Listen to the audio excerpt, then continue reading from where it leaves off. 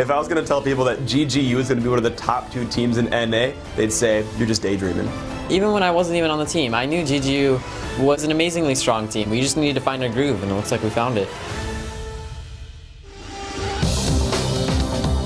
Welcome back to the North American LCS Spring Finals. It's time for Match 4 in this best-of-5 series. Team Solomid comes into this game 2 wins to 1, and just the Nexus smash away from taking home the Spring Championship and $50,000. I know I'd like that in my back pocket. Nice. Now I'd like to welcome back Prolly from Complexity. Welcome back. How was the dip? Dip was deliciously awesome. Fantastic. So you were obviously watching from your pool spaghettis and squigglies with your with my floaties. Floaties on, of course. Yeah. Obviously, your Prolly floaties. Yep. They banned out the global presence for that game and still couldn't find their way through the door after a win. Yeah, they took the next global, which was Nocturne, or closest to global. But yeah, it still didn't work out for them. I think did they get first blood that game? GGU? That's a great question. I think I a lot feel of like stuff, they did, but it was very back and forth. Yeah, it was pretty back and forth. But really, what they did with the Nocturne, you know, they got one good fight at like 13 minutes or something, where Nocturne was able to solo Caitlyn. And then after that, every single team fight, they peeled back and killed Nocturne. So every fight was pretty much a 4v5, and then TSM had more CC than they did, so every team fight just kind of like fell off after that first one. So what did you think of their team comp in general then? Because Nocturne going in alone is not necessarily as threatening as Nocturne going in with friends. Is that something they didn't account for or just thought they'd get away with? I think they're hoping that, you know, they took away the equalizer initial burn damage, the Rumble ulti. Yep. So before, when you did like the Nocturne Ori combo, the Rumble would pretty much decimate people. But now, you know, the Rumble ult goes down and you have more time to move out to spread out the damage. So it would have worked maybe pre-nerf Rumble, or maybe if Rumble got fed that game, it would have been better. But what happened was Nocturne would go in, Ori would ult, and then they would all get out of Rumble ulti right after that. And then who's going to hit Caitlyn after that? Like, Rumble can't go in. So all the team fights, you know, Caitlyn was alive after that. Absolutely. So coming into the second game, they used the Ori, the Nocturne comp, pretty much ran the same thing. With the third game, they didn't win with it. Knowing that it could be your last game, do you go with that comp that's comfortable, or you think they should try something different? I'm really hoping to see David Dreamin do the Blitzcrank again. That was really awesome. So hopefully they'll have something up their sleeve again, because they've been pulling out new stuff. You know, like they had the Tryndamere and stuff like that. So hopefully I'm going to see this like next game as like, oh my gosh, they picked friggin' Teemo top. What are they doing? So hopefully we'll see that. All right. And with new stuff as well, you more than anyone pull out the new picks in the mid lane. Especially now with Reginald really honing in on some of his champion picks. He can't get Karthus, and then he's going Twisted Fate or Diana depending on what's up. What could Jinte play against that if they want to shut down Reginald? Man, I don't know if you can shut down Reginald. Like, he'll feed in lane, and then he'll somehow come back in the game. So I don't think focusing on shutting down Reginald is like a good strategy against TSM. So I don't think Jinte can pick anything necessarily to beat him. I think they could pick a stronger team comp or something, and that might be their best choice. What kind of stronger team comp do you think they'd be able to go for? They could do some kind of like AoE cluster thing, or maybe, I don't know, some burst. I'm not really sure, because I don't know, the Diana, Renekton, Cho'Gath, that's a lot of CC for Renekton just to sit there and, you know, have his ult build up on the damage. All right, so coming into the third game, we did see that GGU was they had the aggression from game one in the momentum. They gave up a few dragons. They went for a few dragons. What's your perspective on being able to give up those objectives if you're not taking one? I don't know. I thought they did a pretty decent job. I did like TSM's, like, you know, when they were pushing top turret, and like Reggie kind of overextended and was like, take me. And they took the top inhibitor turret. That was like my favorite play of that whole game, because you know people are going to be like, oh, Reggie overextended, what is he doing? But really, you could see it in his eyes. He's just like, I will martyr for you, my team. And they just took the top inhibitor off of that, and that's just a good show of, like, you know, trade your life for something bigger. Right. Yeah, and that's definitely one of the things that Reginald's been able to do for that team. Everyone follows him in. Just from a mindset now, is TSM in closing mode, or do you think they're going to be able to come out with the same strategy, or are they going to have to adjust? I don't know. They do have a lot of different comps in their agenda that they could be pulling out, so I'm not really sure they're going to like lock in on anything specifically. I think they're just going to kind of like look at their picks and counterpick it the way they've been doing it. So as hard as it is, what do you think the Jenga factor is, that the ban out that GGU should be focusing in this next game? I definitely think they have to ban Karthus TF. That's definitely a good idea. And then, you know, Dyrus plays a mean Shin also, so I don't know. I think their bans are pretty good. I think they just have to, you know, like perfect their play style and just make sure they don't get like mechanically outplayed. That's going to be tough against Team Solomid. Yeah, and I kind of got to ask you, seeing Good Game University now in the finals, as a member of Team Complexity that you are, does that give you more hope for like the lower half, or what was the lower half of the LCS? Because it seems like all of these teams can kind of play with each other. Were you feeling that yourself near the end of the season? Yeah, I felt like it was just, any team, like, going into a game set, it's not about just, like, generally who has the better track record. It's who's going to play the best for that series. So technically, GGU could be, like, the worst team in the world, but then they play just the best in one series, and boom, they're going to beat everyone. So that's, anything could happen, really.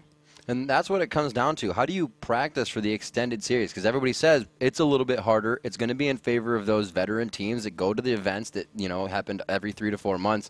How do you practice for that?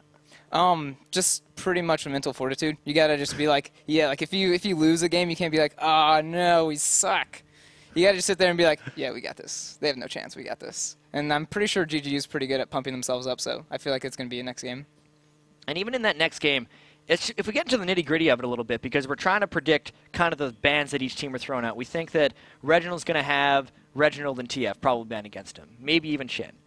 But if we want Daydreamer to play Blitzcrank, would he actually pick that over Thresh? Because he's been allowed to pick Thresh in any of these games.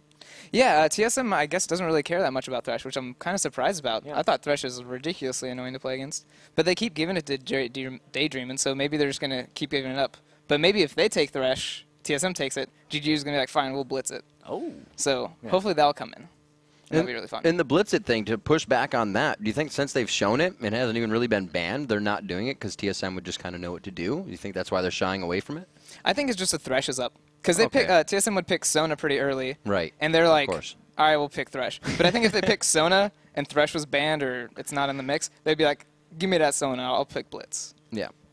Very interesting stuff. And I mean, we know how TSM coordinates their calls because it's pretty much all Reggie. Do we know how GGU coordinates their calls, or do you have any insight into that?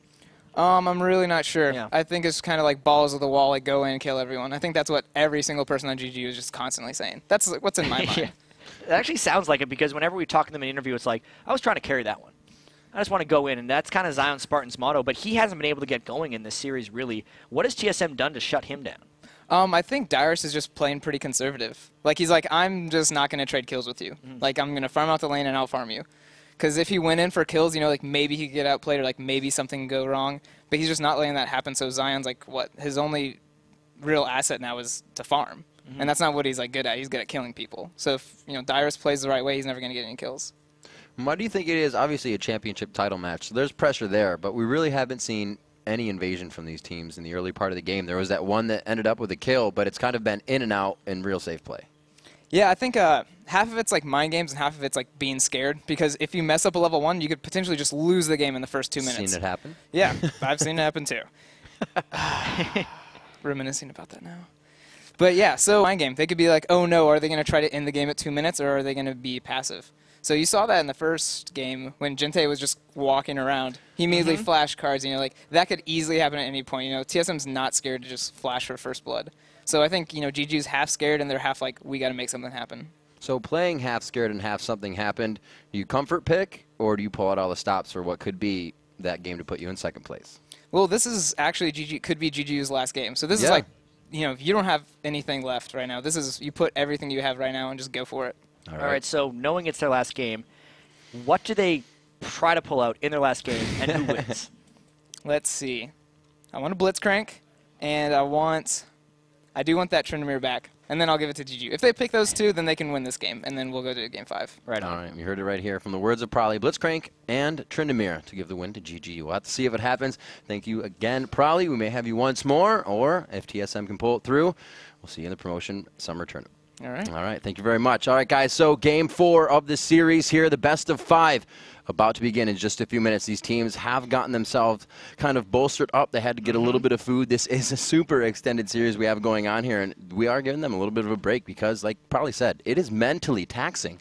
And as Don't Mash Me said yesterday after they had their semifinal victory, I've never played a best of 5, is what he said. So this is the deepest he has ever been in a series against one team. Knowing that this is the 4th game they've played, they've never had to plan this deep into a series. Even the last game, it seemed like we were getting a little bit of stagnation in these teams' team comps.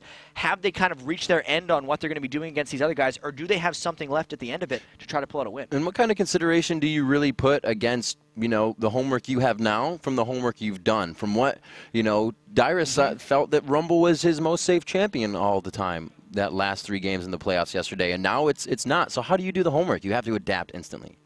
I do actually kind of agree with Prawley in this situation that, yes, you've done your homework, but you're testing it right now, and you're failing. Because they're 33% on the test right now. They're down 1 game to 2. That's true. And it's time to just start guessing. There's no curve on this. Yeah, it's time to start guessing what you're going to be going for and just pulling out new things. We'll see if they end up going with something crazy because the bans do seem a little bit similar. This time, though, GGU has the first pick, and that last ban would have to be Karthus unless GGU's taking it. Yeah, it looks like we'll have to see. GGU may want to take that up. TSM, it went real fast, and then they were like, wait a minute, that was unexpected.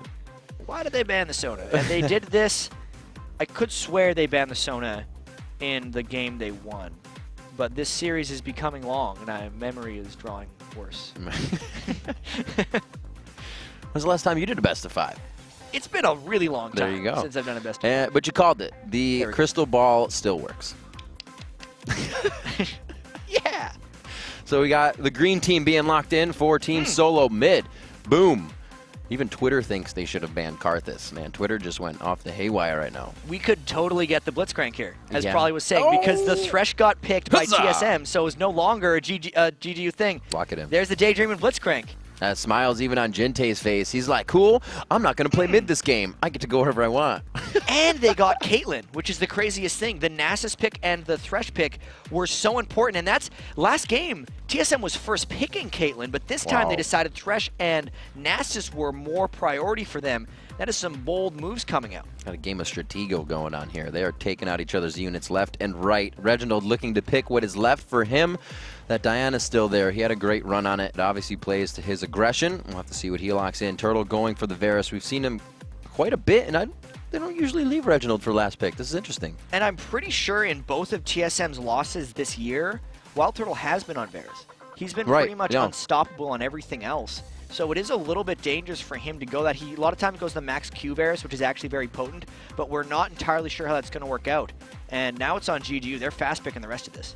Oh, Daydreamin'. He's going around. He has played LeBlanc support. So we actually are going to see the Kazakhs coming in. He has his Blitzcrank already. So Zion Spartan going even harder this game. And Zion Spartan can play pretty much anything this tournament. We saw him pull out the Tryndamere. He's picked out the Kazakhs in this one.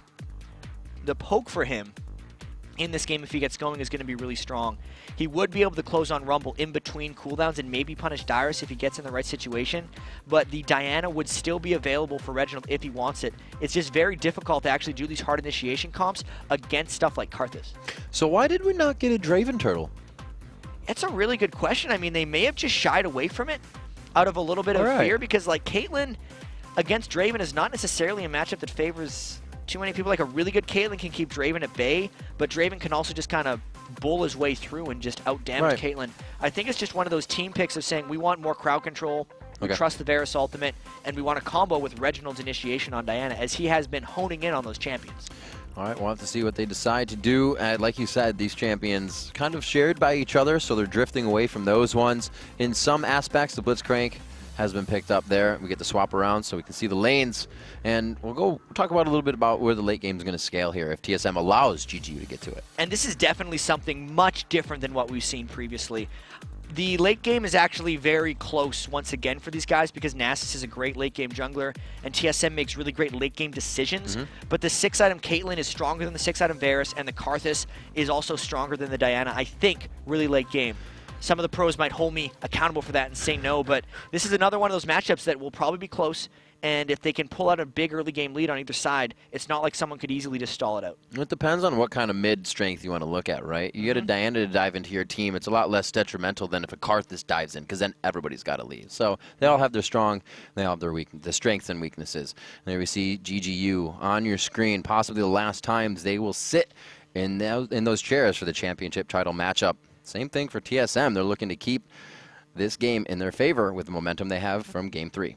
And TSM really, really wants to win this. When they made the swap from Wild Turtle to KX, they were the #3 team in North America. And it's really, really important for them to be the #1 team in North America again. It's a stepping stone in a sense for them because their end goal is obviously the World Championships and beating all the international teams, but they don't feel like they can do that until they've achieved dominance over their North American teams. All right, ladies and gentlemen, game number 4 underway on your screens. Thank you for tuning in. Hundreds of thousands of you watching, so pats on the backs to you at home. Pats on the backs to everyone in Europe who is still staying up to watch this. There's more games to go on both, so we'll have to see.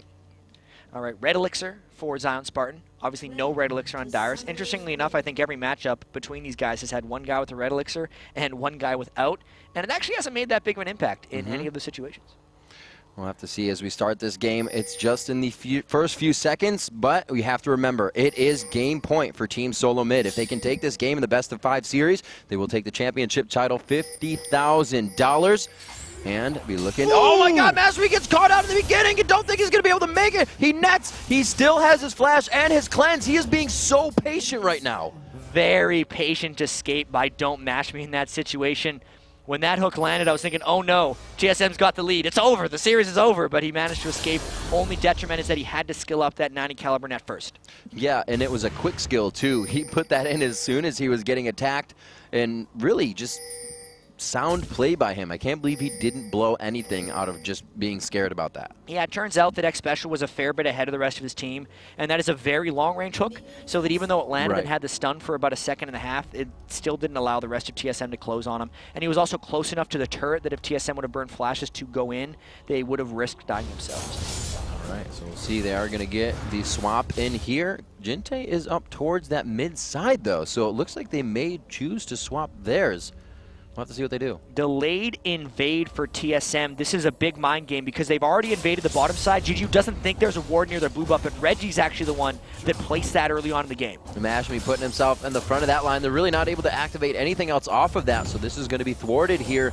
And it looks like if they don't go, it goes to Nintendo. There we go. But there was a really clever use of the hook by X Special there.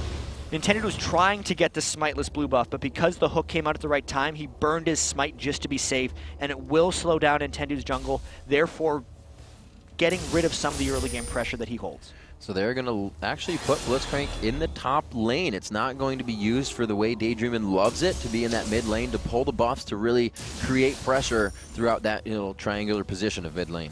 It's a mind game within a mind game. I mean, Daydreamin came on and actually interviewed after his first 2v1 Blitzcrank game and said, you can only play Blitzcrank in mid lane, so when we pick Blitzcrank, that's what we do. And then yesterday in game 3, they played him top lane. And they're just like, yeah, we're going to fight you. We were just kidding. There's the hook. Oh, the hook onto X Special. They don't choose to do too much with it because he's still level 1. Daydreamin actually getting hit up quite hard here. It's a level 4 to a level 3 matchup. If you add them together, Daydreamin needs that extra skill for the crowd control. Mastery puts himself in the fight. The Ignite is down on Turtle. The cleanse of the exhaust, and it looks like they level 2. Daydreamin just leveled up. The flash away from Mastery that he kept earlier. Can Daydreamin capitalize on the kill? No, the cookie comes out from X Special. Such a close trade. Hooks on hooks and shields on shields. The mana barrier really doing it for Daydreamin. He hit level 2 off the kill to get the knock-up, and it ends up forcing X Special's flash as well. Wild Turtle actually died without flashing away because he thought he was going to be able to get that kill on Mashmi. He was all in that situation.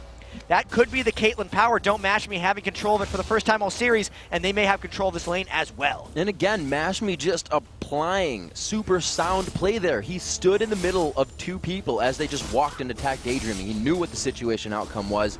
They played it perfectly for a first blood coming up on 4 minutes. 1,000 gold in their lead now, 23-17, as that Karthus taking a bit of advantage on the minions, but we saw Reginald already going back for the small camps, so he is going to be probably surpassing Jinte, but Jinte a good farmer, so I guess that right now is going to seesaw back and forth. These playoffs have been absolutely awesome. Every game, every series has won the distance. So many of the games have been close. There's been potential for so many upsets, and at the start of this game, the team that needs to win the most pulls off the amazing level 1 play and gives themselves such a big early edge. So we have Zion Spartan and Dyrus just kind of hanging out in the bottom lane, freezing this one quite hard on each other. They're really not going anywhere. 1 for 1 in the CS, and just back. Again, these guys get left on an island. And actually what happened in that bottom lane very early is Zion Spartan's all-in level 2 pushed Dyrus back a little bit, and Dyrus actually started this game with 9 health potions. but he's burned 4 of them because of how much Zion Spartan's been harassing, and Zion Spartan spent his red elixir. But there's no wards for Dyrus here, and Nintendo X might be able to go in. Dyrus does have flash, though. There was no combo of potion and wards you can get back at the store. Dyrus didn't catch that one, so it looks like they move out. They do have vision on Nintendo X, though. We'll see if this gives a little bit less pressure to the other lanes and they use it. They may try to do something. This is the standard lane game. Everyone just decided to lane up against each other, and they might just decide to brawl. Zion Spartan has a slight experience advantage, and Odd One is there just in case they think about a dive. There's a hook coming. Wow, they kind of crisscross the stream hooks there. That's not what you want to do. None of them come up with the pull, though. It looks like they will just return back to farming their faces off. 7,200 gold to 6,700, so that gap closing just a little bit because of the farm in the lanes. The tiers coming out for GGU right off the bat. One stacking for Zion and stacking up for Jinte. Pretty early tiers they were able to pick up, and they can do that because the early game jungle pressure from Nasus is actually quite low, so they don't need to worry that much about potential ganks coming at them and escape paths. They can pretty much just farm as much as they want, as long as they're not losing their 1v1 matchup early on. A little bit of movement here from Jinte. Looks like he's going to get a ward down. That'll also help any engagement of Nasus coming out towards the top side or that invade. So they're trying to get everything they can to stop TSM getting back on that first blood. Nintendo X, a cheeky little move over into the bush. He says, they didn't see me. Let's make this happen. He's got to wait on the cooldown of his flag toss. It's 4 seconds up again. They know there's no flash on X Special, but Wild Turtle has one. So if they can get X Special, they'll just get a kill. Bing, bang, boom. They head in onto X Special. There's the Requiem coming from mid as well. It's going to be the lockup. He actually tried to pull himself to safety. Nice move there, but he goes down in the end. Near clever escape, but everything came in for the power. That's why they first picked Karthus. That's why people were saying, you should have banned Karthus in this situation. The Requiem actually gave him the last bit of damage. Didn't get the kill, but it gave him enough to secure it. Global presence is a good thing. 2-0 now as Good Game University rather works off the global presence of Requiem there. And also, Jinte gets himself an assist in mid, so he gets a little bit to boot as well on the play. Dyrus in the bottom lane has hit 6. Reginald is 6. So it looks like they could make a move for something here. Dragon would really get them a nice chunk of gold. Especially if Odd One's able to hit 6 and make his way down there, because that's generally what the Nasus ultimate is best used for early on in the game, is killing Dragon. It gives teams really great advantages, and it keeps the global gold even if the lanes aren't fully pressured by what Nasus is able to give for them. And I gotta say, even across to the other jungler, Nintendo X is farming a lot this game. He was level 5 before that gank at 6 minutes. It was a very quick level 5, so he's kept up quite well. A back and forth, but the minion wave is still there. Daydreamin just taking a good amount of harass here. He actually has pretty good armor resistances, or armor and magic resist in that lane as support, so he's just taking all the damage to himself. Blitzcrank maxing his rocket grab as well, so that Fist is doing even more damage when he lands a hook, and he's all in for those 6s, what that really means. So when one lands, they'll go for something, and when it's down, it allows TSM some counter aggression. You see this, the tricky ganks have caused TSM not even to want a ward lane. It's an easy walk-in for Nintendo X here. Oh, the grab could have meant the death as well. Like we said, those level 6s are up for them. Odd One, still level 5. But Nintendo X has it here, and they know Wild Turtle has no flash here. They go right for him, the pop-up, the takedown, the Peacemaker, and that's going to be the finalizer. 3-0, the kills coming from top lane this game for GGU. Nintendo X is not letting Wild Turtle breathe in that lane. It's the same thing they actually did when Wild Turtle was on Caitlyn and GGU's only victory. Every Nocturne ult was used in that lane, and that is repetitive ganks by Nintendo X. So they are actually trading that turret for a dragon because Odd One, ultimate, dragon, gone. Yeah, he just got that. Said, I got wolves, we got dragon, let's turn this one around. 1,900 gold on Don't Mash Me. Deja vu from the Wild Turtle game just a few ago. He's going to probably be able to do anything he wants soon. 3-0 Don't Mash Me. When Don't Mash Me gets fed, it's a very difficult situation for TSM. It wasn't a jungle first blood, but it was like a level 1 or 2 first blood that he picked up once again. And in the 2 times there's been a level 1 kill in this series, that team has been able to win. But now TSM actually knows GGU is 3-stacked in this brush, and Reginald has a lot of damage. I feel like if TSM gets a 3v3 here, GG would die. The Lantern, they split up. Daydreaming's one, maybe lost here. Mashme trying to save that shutdown. They need to get him away. That's going to be a good amount of gold for Reginald. The flash, so worth it to leave that alone. Nintendo X may go down here. They could get a Caliber Net to stop Reginald on the attack. He doesn't have his ult again because he didn't use it off the Q. A good hook by X Special. Pulls it back in for the fight. Wild Turtle picks himself up a kill finally. Flash death sentence, so it could have been a lot worse for GGU. And it could have also been a lot better, but X Special fired that in at the end, gets the hook onto Nintendo X, and will hopefully slow down a bit of his pressure there, because Wild Turtle and X Special really need a breather in that lane to get themselves back in the game. See where everybody is at. Like we said, those tiers are grabbed quite early. They both, actually 130 stacks for Kha'Zix, one a 284 for Jinte, and it looks like the top turret will finally be pushed by Team Solo Mid. So the Dragon now surmounting with this top turret. Looks like they're going to be able to just about even up the gold and continue to push their advantages. Yeah, and actually GGU needs to clear this wave really fast, otherwise they get engaged on 3v2 once the turret goes down. But a Requiem scaring them off, maybe. That's the Requiem. It's going to be good damage onto Reginald. The silence goes out. Daydreamin might find himself going down, though, and he will actually after the engage. They thought they had it. That was a really ballsy move by TSM in that situation. They thought they would be able to get the turret down before the fight, and they were able to, even though the Requiem came out, did not scare them off from that one. They get the turret and some kills and pull the gold straight even. A very fast build into Sword Boots, something Dyrus usually doesn't do. He goes Boots into the Haunting Guy, so we can see him kind of just fending for himself in that bottom lane. He knows he's not going to be fighting anybody, so he's just putting together his items. Some happy farm time in Yeah. the bottom lane. Actually, these guys have had a little bit of happy farm time. So much of the jungle has been about keeping turrets up in these games, and this game was about camping AD carries.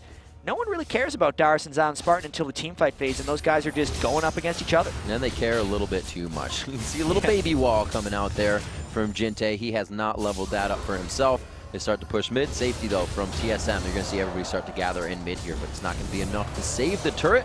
50, actually, the gold is all even. This is going to put them ahead if they can get the last few hits. And Reggie actually lands the Crescent Strike, thinks about going in, but TSM knows they don't have the backup. That's another one of those Reggie poker games that he goes in for. He jumps in, even though if they turned, he would die, because they don't know that that was a bad move by Reggie, because he does it so often.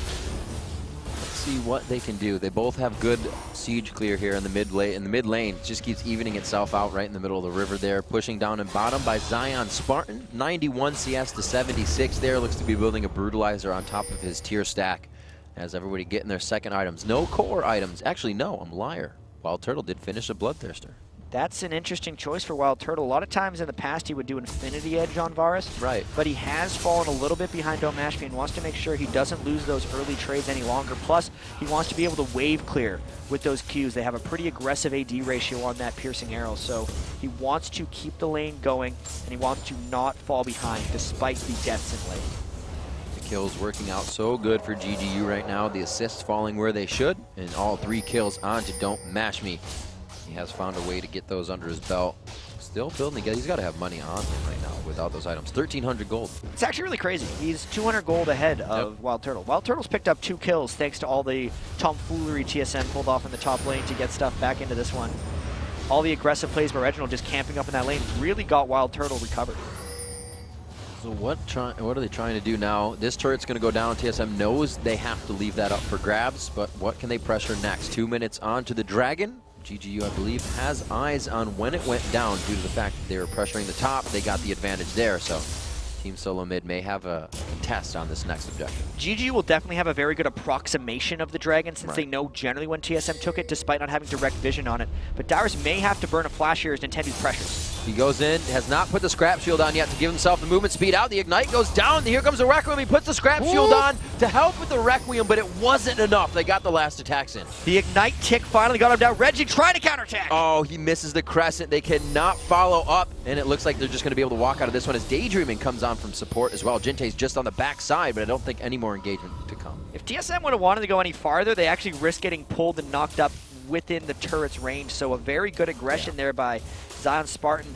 Dyrus burning his flash and dying, which is the worst of both situations, means he's even more in trouble in that lane if he continues to try to farm up against Zion Spartan. Second core item, Ancient Golem, completed by Odd1 in the jungle here, building that on both on Shogath and Nasus now. And you can see Nintendo X is actually pretty close to his Locket of the Iron Solari as well. He's got the Kindle Gem, but then he's also got some Aegis of the Legion components, so he's still deciding on the path that he eventually wants to take. He's got some time to make that decision. Yeah, that last Dragon's fight they had, seconds. they both backed. Zion and Nintendo picked up no magic mantle. Really smart of them too, actually, because they're against a double ability power composition, so they want to make sure that if they get in an equalizer, or if Reginald goes for them, that they can survive. I think the magic resistance is actually what they need to prioritize itemization-wise this early in the game, since Wild Turtle actually hasn't gotten going yet, and he's not much of a threat.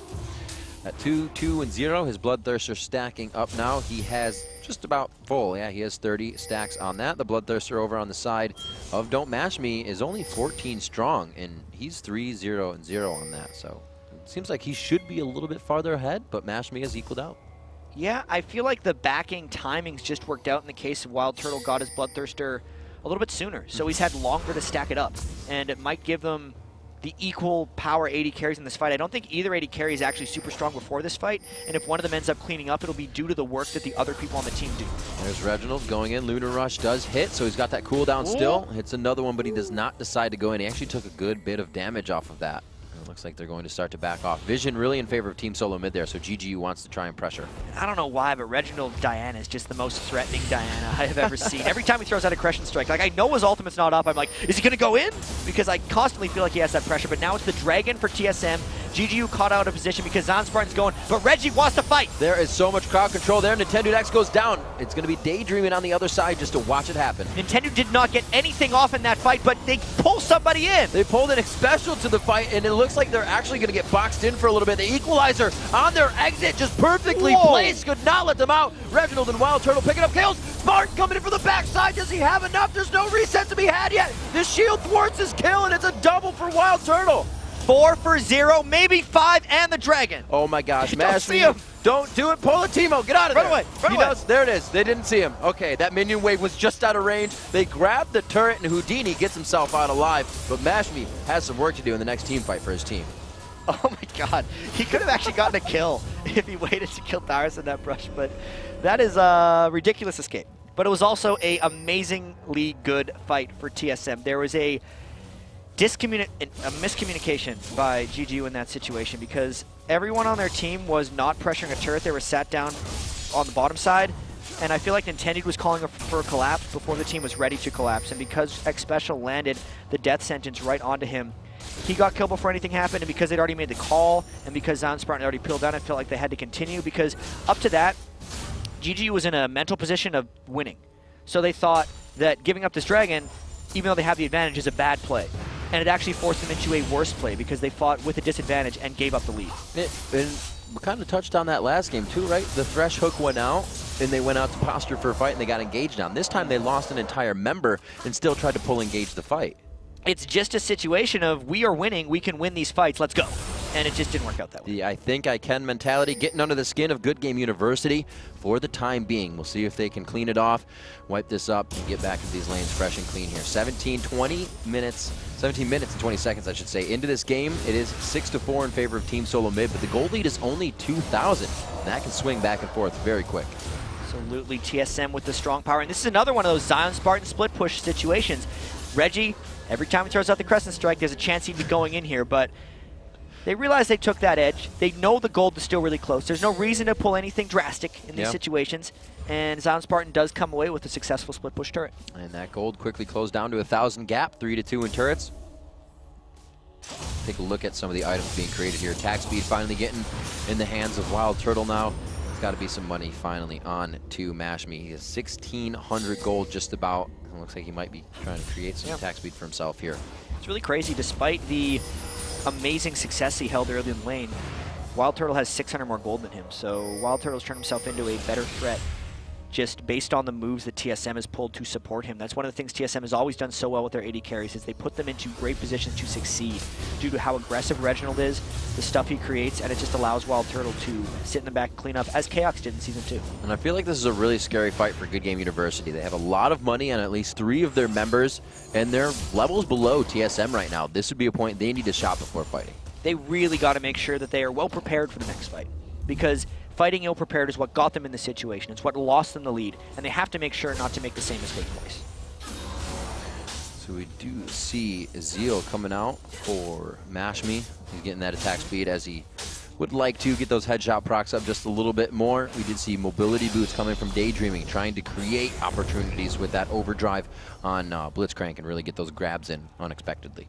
I think Daydreaming builds Boots Mobility and Ruby Sightstone in every single game, regardless of creating. Remember scouting him when he first got picked up by GGU, and it's like, this guy plays Thresh and Blitzcrank, and he runs around the map really fast and tries to hook people, and that's his game. So at least he's experienced in these situations, and he'll be trying to find those hooks, even if he just runs up and punches someone in a roaming scenario. TSM actually doesn't have that many wards in the river as of yet. Maybe it's because of the back timing, maybe it's because there's no Dragon to currently contest, or because they've already taken down the 3 outer turrets of GGU, but it would give GGU a bit of an opportunity to roam around and create something if they're feeling inclined to. And you can see the consideration placed on the objectives this game and the flow of which way the game is going. Like Special had, by 3 minutes ago, already had an Oracle's last game. They were clearing wards. Things have really slowed down here in Game 4. TSM is in a much closer game. I think when they gave up the first blood, they're just, slow down, guys. We got to make sure we play this one right. In the game that they lost, they actually made a similar comeback to this, but then still felt like they had to throw, or sorry, not throw, they still felt like they had to force. And I think the kill score in this one is putting TSM in a different mindset where they're saying, okay, we've actually pulled back in the game. Even if they didn't realize it in Game 2, they realize it now. So as we just crest 20 minutes, we'll take stock of these core items. Like we said, Spirit of the Ancient Golem usually coming out fast on the odd one, and really piecing together his items this time. Finishes the Aegis before the Locket for Nintendo, so he's switching it up from this game. The Hex Drinker, we've been seeing come out a lot more of those, we're saying selfish individual items, but they're really helping the whole team. And it was mainly because Zion Spartan was laning against Dyrus that he built the Hex Drinker, because he wanted to be able to trade with him. And I definitely agree with Nintendo X's Ace of the Legion as Daydreamin actually runs up and tries to get a hook. Dyrus dodged it. So many good dodges here. Zuna's dodge on Shenton, Dyrus dodging that. Everybody's got their blue suede shoes on this week. Wearing their Nikes. Juking all over the place. Got the suede cleats into the Nikes? ground. Jeez. Nice. Crazy. We'll see what they can do pushing this bottom turret. It looks like both teams just kind of giving themselves a little bit of breathing room to kind of size each other up before this engagement. Dragon is going to be up in 20 seconds. TSM just on the backside of GGU. Time to fight here. GGU's actually hoping the TSM face checks this. This was a very dangerous place for GGU to maybe get caught. They get the pull on X Special. X Special gets pulled. Oh my god, the box goes down and he died inside his own box. It's going to be a quick kill on Nintendo, but I guess the all-in really means all-in in there. Yeah, that's actually a support for a tank necessarily. So GGU also has no mana on Daydream, and TSM forcing. They are flashing for this. The Defile is on. They're going to have to walk through this damage. Daydream putting himself in the front to crowd control up. Here comes the Requiem. Could the shot kill him down? No, Reginald has enough. 2 for 1 at the end. TSM, 3 people flashing red.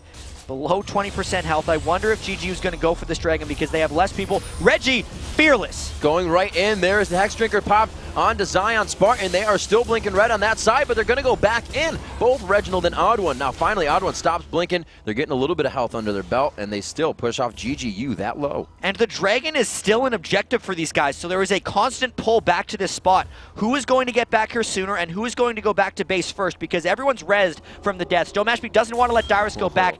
Don't Match Me also hasn't shopped as well, so his mana will be low for the next fight. They're going to keep coming back here until someone loses the fight. They have to be careful. Match Me can now see this. Nintendo didn't even move down there. Figured they would have tried to play some mind games and stop, but not even TSM is going to try for the Dragon. They know a few have gone down. A few good men have gone down in the last fight. We're going to have to see what they can do as they get back up. All the timers have been expended, and everybody's back on the Rift. Lasagna's in Reginald's hands now. He can even be more aggressive. The Rod of Age is still stacking up for Jinte, but it means he's going to be that zombie Karthus for now against TSM. And TSM will have an edge if they fight as soon as the Odd One's ultimate comes up, because you can see Jinte's Requiem is actually on a pretty long cooldown. That's true. But skills like the Equalizer or Varus' Chain of Corruption are on much shorter cooldown. So that's why TSM is forcing right now, because they would have all their ultimates for this fight where they know that GGU doesn't have the Requiem. And that might actually be why Zion Spartan just went to another lane, because they said, we're not fighting without Requiem when they have Equalizer. Daydreamin trying to hook just out of range. The Dragon going to Team Solo Gold. It's about 3,000 now as they've pretty much found the biggest lead they've had this game. And 3,000 gold lead in a game that can win them Spring Split North American Championship. So they got to be feeling pretty good about this. And TSM does know how to close. This is a situation where they have to put all their season or their years of practice into play. What do they decide to do next? Looking at the items, obviously, they're going to have to wait for something from Daydream in here. That pull is going to have to work for them. Absolutely here. So we can see GGU just farming up the mid lane as much as possible. The items are pretty big. Bloodthirster Phantom Dancer on Don't Mash Me. Wild Turtle has similar items, but he went for the Static Shiv actually, so they're really looking to shove out lanes. So we've heard, you know, I believe it was Double Lift going back and doing AD carry stuff. Static Shiv is good. It's still good, but it's really good for the time you get it. Is that a chance for them to fall off? It probably not actually. Right. Like, it's a very small difference. It's mainly a choice of shoving lanes and how you want to initiate fights, and it's totally fine. Like, it's actually a preference choice for AD carries. All right, so it looks like he's going for the static shift, keeping that in. The Phantom Dancer coming from Mash Me, but he does not combine it with the Bloodthirster. So, or the Infinity Edge, I should say. So he's not going to get that high output, but he's still going to be hitting those headshots. So the pain to be delivered from Mash Me. He is 3-0-1. He did find fast kills, but somehow Turtle now 5-2-3. He's found his way over that score. And GGU stepped it up to the Runic Bulwark on Nintendo X, which will really help them against the double AP composition. It's been a struggle in these team fights for them, because when they get and pull initiation, it kind of gets turned around on them a little bit, and Jinte hasn't been able to die in the right situations. He doesn't necessarily have that Reginald presence on Karthus that we've seen. He's not the one in the front line flashing in and creating.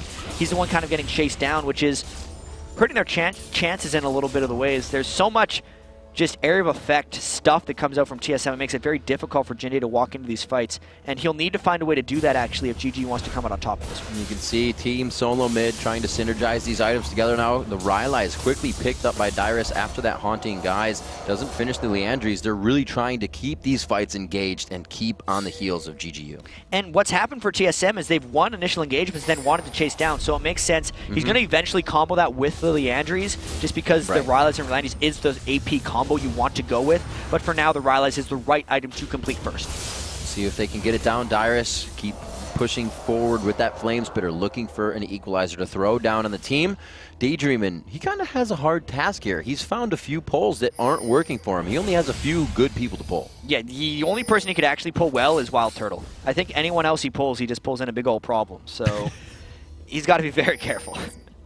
The wall goes down, so they look to just deter any engagement. Reginald back down to the bottom lane. GGU to push here. Reginald says, damn it, they're putting pressure on the mid lane. I'm coming back. And this is the place where Reginald actually wants to be, because this would put him in position to initiate just right and then throw down his Zani's Hourglass. GGU's got to be very careful, because he's probably calling a TSM fight right now. Reginald coming to the backside to slice the pie, and he cuts right through the middle. Happy birthday, Jinte! Surprise! Dyrus gets the kill on that one. They're going to keep bolstering the gold lead here. The Requiem comes out, but it isn't enough to deter them. They're actually all standing on Jinte the whole time. Beautiful job coming in. Zion Spartan, one last attack. Bam! You're going down. Refresh on the blue buff. They just pulled that one around because everybody sat on Jinte during the fight. A 4-for-1. Jinte actually found his way into the middle of the fight because TSM joined him there. The resets came out for Zion Spartan, and he just hopped around for the 4-for-1. GGU could very well get an inhibitor off of this, but Zion Spartan is actually hunting for Turtle. That was a fantastic pie that Reginald cut into, but I don't think he expected to find the entire team ready to surprise him. They dropped the inhibitor turret in a huge bolstering lead here for GGU as they open up map pressure. But they don't finish the inhibitor. They actually backed off a little bit. I think they were afraid of a counter Baron since they were very low after that situation. A conservative play after a very good team fight victory for GGU. The game is on again because the goal just evened out. You see this bottom turret being pushed, so this is something for GGU to work on if they want it when they pressure the mid turret. These are some options they have as they come out. The Baron is there as well, and we have seen some crazy back and forth at Baron throughout the playoffs. Oh man, the Baron has been a huge point of contention. Nintendo X is growing a clutch smiter reputation for himself because he's actually stolen 2 Barons that gave his team victory. You know, you can miss however many smites you want, but if you can get the last smite on Baron, that's all that matters. And that's what Nintendo X has actually been priding himself on. So if any type of Baron dance happens, they're going to have that confidence in their back pocket that they can take it and make that play. Zion Spartan throwing the red buff onto himself, and really, it's been known to you just put the red buff on the guy who's going to be in the fight. Get that red proc on, slow more, and just get more kills. He had to be good on Mash Me, but he's not going to be 1v1ing anytime too soon. So we see Zion Spartan ready, stacked. The Muramana almost there. GGU was in this brush again. They had a fight go horribly wrong when they waited in this brush before, and Odd One just went in like a man and scared them out. The wall went down. They were able to really thwart off quite a bit. Back and forth, they are just posturing each other on either side. The jump over so Zion Spartan can get himself back into a better position to defend this turret, but there's just a huge amount of pressure coming from TSM here. Miraculously enough, it's 5 turrets to 2, so GGU defending hardly, and there's the pull. They get the die on the grab onto Dyrus. It's going in onto Expecto. Zion Spartan goes down instantly as they throw the equalizer back, and they quickly go 1 for none. Expecto gets out with the skin of his teeth. That is one of the best. Maybe not. Best targets that TSM could have killed because the reset threat was gone, but X Special took enough damage and the Requiem went off that it was able to finish off X Special, which pulls off any super immediate threat. But I gotta say, with Sound Spartan down and Jintei's ultimate down, that's a lot of considerable threat that GGU just lost. Jintei's got another 153 seconds where he can't do that ultimate, and 30 minutes into the game, that is an eternity. So TSM might be able to force a fight at this Dragon, and it'll make it difficult on GGU unless GGU can get this down right away. Zion Spartan is actually the highest level in the game at 16 right now, and he was the fastest to be crushed down in that fight. I think you nailed it when you said they got the resets out of there quick, and it was a damn good idea. They're going to be straight for this Dragon now, and it could be pressure. GGU cannot fight this. They do not have enough threat open. The only thing they could hope for is a steal, and they have to stay away from TSM at this juncture. 42,600 to 41-1. That's still a very close gold lead. Like we said, it's going to waver back and forth the entire time if it doesn't break that 6K difference. 10 to 10 in kills at 30 minutes in, Jat. Like you said, 5 to 2 in turrets. It seems like TSM is able to still dictate a little bit here. And TSM needs to look at the fights they've won and the fights they've lost and realize what was happening. So they need to be very careful that they don't dive through Jintei and instead just wait for the right situation. But this is the mistake that TSM actually made in their loss. There is a ward on Baron here. Jintei does not have mana, and they're forcing. That Baron's going down fast. They throw a second ward down as well. There's not even an Oracle here to be placed out. Right. Equalizer hits up. Mash Me is on the right side. They do have Baron. Daydreaming could go down here, but Dyrus turns around. The team's not ready to engage. Reginald and Wild Turtle are off on the side. Jintei trying to get out with his team. They force the flash, and it looks like they make it out safe with Baron, but it's a defensive one. Wow, what an aggressive call by GGU. That very well could have backfired, but right now gives Baron to 4. TSM wants to get the Baron off of them as quickly as possible, which is why Reginald's coming around the back. He is. They know it, though. Mashme puts down the trap. He said it's just a little too quiet in this town, and he backs out of that one. It looks like they're going to be safe under the turret. Wow. Reginald takes a lot of damage there, and he gets taken down. The AoE from the spikes. The ace in the hole to follow up. They couldn't dodge it, and it's a double kill for Zion Spartan. So the aggression that TSM tried to pull off to get the Baron off just gave GGU even more gold. Zion Spartan hopped around a little bit. He is a very scary bug right now, and TSM trying to run away, but GGU has a power play right now. Zion Spartan going to level 17 now as he is still the highest in the game, chasing down everyone by himself in that top lane as he finally stops GGU to clean up mid here and start to pressure their advantage. Next up is that exposed inhibitor in the mid lane. Jintei does have a blue buff, so that low mana that he's had in the mid lane doesn't matter because it's regenning up very, very quickly. They know that Reginald and X Special are dead, at least Reginald for the next 10 seconds, and GGU looks to take this inhibitor right now. They have that attack speed on Caitlyn. They'll be able to pop this one down as well. Should be able to get the damage at least before getting anybody pulled. Yes, I was going to say that minion wave would give them a nice thing to fight with, but it looks like they back out the inhibitor.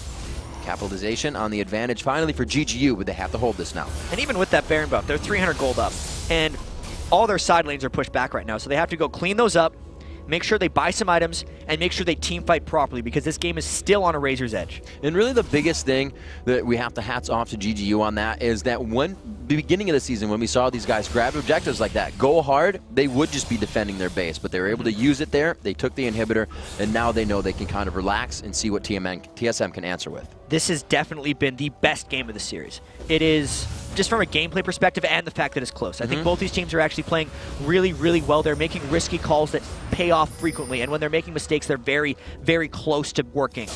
The item comebacks have been huge. I mean, the fact that Wild Turtle got first blooded and then came back into the game to this point where he pretty much has exactly the same items as Don't Mash Me speaks to his skills as a player, and the minion kills are close.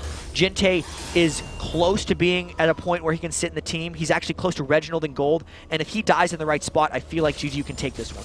An absolutely amazing game head all around by every lane. Like you said, you can see the gold almost equal between the AD carries, a little equal between the mids, but that advantage in favor of Team Solo Mid right now, and they're down in gold. It just goes to show you which ways the game can be won and which ways you can hold the advantage. Yeah, Zion Spartan with the 11,000 gold. He actually built a Guardian Angel. Gosh, so much damage so there. He's really making sure he wants to be alive at the end of these fights. Once the Requiem has done all his damage, once everyone's sat in a file, he wants to be able to get those resets, but he's actually not even close to the team right now, so if TSM recognized this, they could go in for a 4v5 fight, and if any team is crazy enough to try that, it would be TSM. Well, he's going to be walking through that ward just on his left side. Once they see him, they may want to try for something, and it looks like the whole team's actually going to back off to not allow for that. Yeah, once Zion Spartan walked through that ward, it was almost too late for TSM to go in. They would have had to completely guess that he wasn't there because there was no way of them really knowing until he was in that ward, and now Jintei front lining taking some turret hits, and they're really trying to get this turret down. A lot of those Caitlyn traps also are really good to stop TSM from initiating. They're putting up the siege and going for this turret. Daydreaming is kind of throwing himself right up there, trying to grab somebody onto it. They don't get anything there. You hear the death sentence go out and miss as well. The grab goes, forces the flash on Turtle. That Melody, huge ultimate coming in. Reginald pulls them all in, and it looks like they're going to be doing some good damage. Requiem to follow up. Reginald goes down, though. He's able to take down Here he goes. and it looks like they fly into the fight. The reset's coming in for Zion Spartan. Does he have enough damage? The Guardian Angel's still on him. They're going to take down TSM in their own base. Ottawa's forced to run on this one, and Super Minions are hitting the Nexus turrets. 3 people still alive on GGU with the Baron. Odd one, the only one back to defend. Here comes GGU. GGU totally out-levels TSM at this point in the game right now. 35 minutes on the clock, the Nexus in their eyes. Ladies and gentlemen, we're going to a Game 5. Oh man, every single possible game of the LCS playoffs is going to be played. All the series going the distance. GGU winning this one, 16 kills to 13. 35 minutes in, getting the resets. Best game of the playoffs. Yeah, I did not know the roller coaster went this long.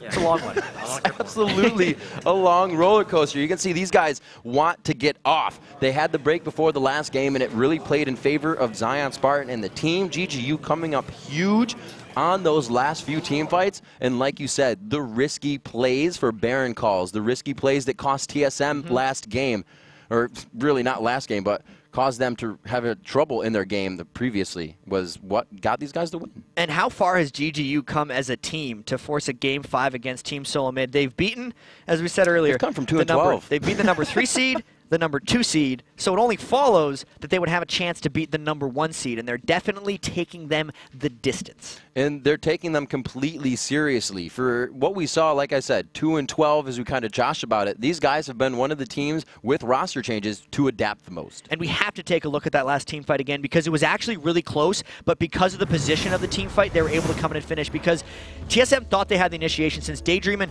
hooked while the turret was still alive, and GGU actually couldn't start the fight until they'd finished the turret. So watch Daydreamin'. I believe he flashes in and tries to get Wild Turtle, but he also flashes. So then Daydreamin' goes down almost immediately, and many people are on the Rumble ultimate. But look at how many people are on the Karthus ultimate, and watch Zion Spartan destroy Reginald. At that point, it's just go time.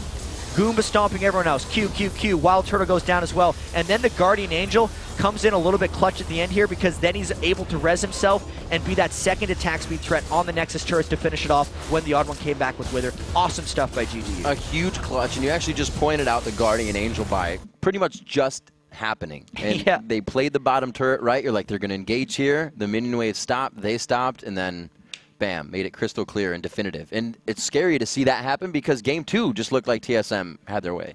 It's been one of those series. Games 1, 2, and 3 have been kind of TSM, GGU, TSM, like clean and cut. Right. This was a very close game where GGU had to claw their way to victory. And to get back to that Guardian Angel buy a little bit, that was one of those timing instances. As soon as you buy that Guardian Angel, you're going to end the game, because you want to be able to end within that GA cooldown. And Right, they did. didn't go for the damage, went for the surefire. And it was surefire. Shots fired, if you will. Coming up, the epic conclusion of the North American LCS Spring Finals. Team Solo Mid and Good Game University face off for the title winner and take Game 5. It's going to be $50,000. Stick around.